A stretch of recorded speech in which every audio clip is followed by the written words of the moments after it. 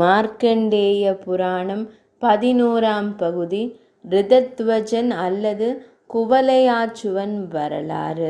முன்னொரு காலத்தில் வீர பராக்கிரமம் தான தர்மங்களால் புகழ்பெற்ற சத்ருஜித் என்றொரு அரசன் இருந்தான். அவனுடைய மகன் ரிதத்வஜன் நற்குண சிகாமணி. அவனுடன் பூவுலக ராஜகுமாரர்கள் மட்டுமின்றி நாகலோக ராஜகுமாரர்கள் இருவரும் கூட நட்பு கொண்டு பழகி வந்தனர்.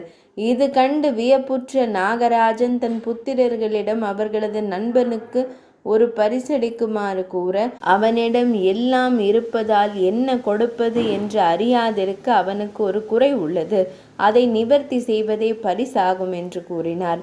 ஒரு நாள் காலவ முனிவர் சத்ருஜித்தன் அரண்மனைக்கு வர அவரை மன்னர் முறைப்படி உபசரித்தார். அப்போது காலவர் ஒரு பயங்கர அரக்கன் பாதாள லோகத்திலிருந்து வந்து அவர்களையெல்லாம் துன்புறுத்துவதாக கூறி அவனை அழிக்க தவ வலிமையை பயன்படுத்தக்கூடாது, ஆகையால் அந்த அரக்கனை அழிக்க என்ன வழி என்று வருந்துகையில், மகரிஷியே, முனிவரே, கவலை வேண்டாம். குவலயாச்சுவன் என்ற ஒரு தேவலோக குதிரை ஒன்று உங்களிடம் வருகிறது. அதன் மேலேறி சவாரி செய்யக்கூடியவன் ரிதத்வஜனே ஆவான். அவனிடம் இந்த குதிரையை கொடுத்தால் அவன் அசுரனை கொன்று உங்களை காப்பான் என்று ஓர் அசரீரி வாக்கு எழுந்தது. காலவர் யாகம் காத்தல். அடுத்து காலவ முனிவர் மன்னன் சத்ருஜித்திடம் அக்குதிரையை கொண்டு வந்திருப்பதாகவும் தேவ கட்டளையை நிறைவேற்றி வைக்க வேண்டும் என்று கூற, தன் மகன் ரிதத்வஜனை அழைத்து செய்தியை கூறி ஆசீர்வதித்து காலவ முனிவருடன் அனுப்பி வைத்தான். செல்லும் வழியில் காலவ ரிஷி ரிதத்வஜனிடம் அரக்கனை குறித்த முழு விவரங்களையும் எடுத்துரைத்தார். ரிதத்வஜன் குவலயா என்னும் பரியின் மீதேறி தபோவனத்தை காவல் புரிய தொடங்கினான். முனிவர் தவத்தில் ஈடுபட்டார்.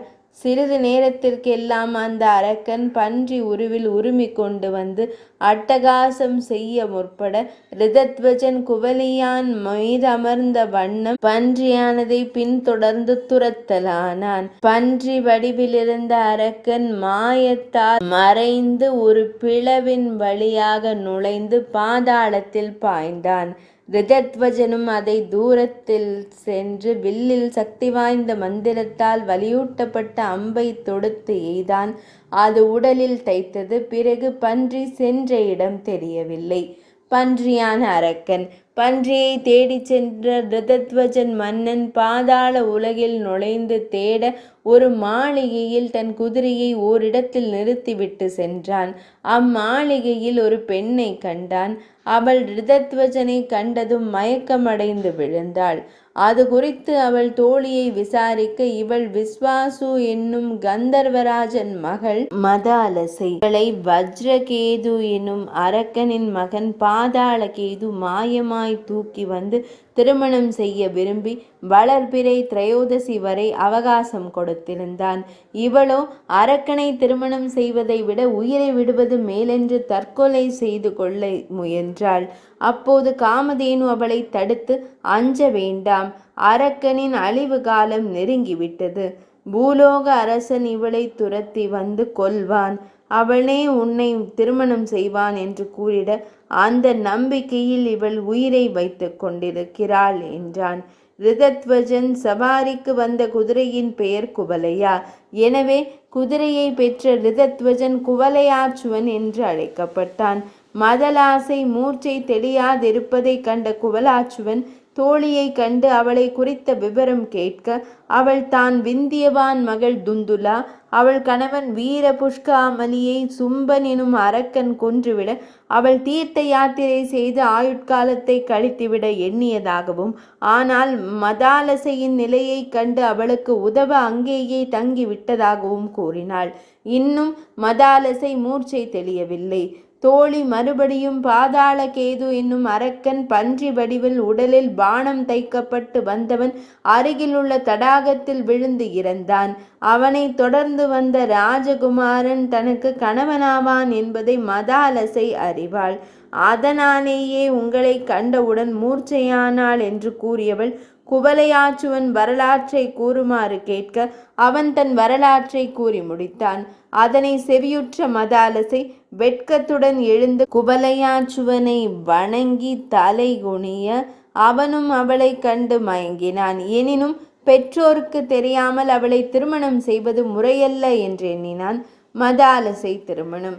அப்போது மதாலசை தன் குருவான தும்புருவை மனதில் எண்ண அவர் அங்கு தோன்றி மதாலசை கந்தர்வ பெண் என்றும் அவளை குவலையாச்சுவன் காந்தர்வ மணம் செய்து கொள்வது தவறில்லை என்றும் பின்னர் பெற்றோரிடம் அழைத்து சென்று முறைப்படி திருமணம் செய்து கொள்ளலாம் என்றும் கூற அரசுகுமாரன் அதை ஏற்றுக்கொள்ள தும்புரு முனிவர் இருவருக்கும் காந்தர்வ விவாகம் செய்து வைத்தார்.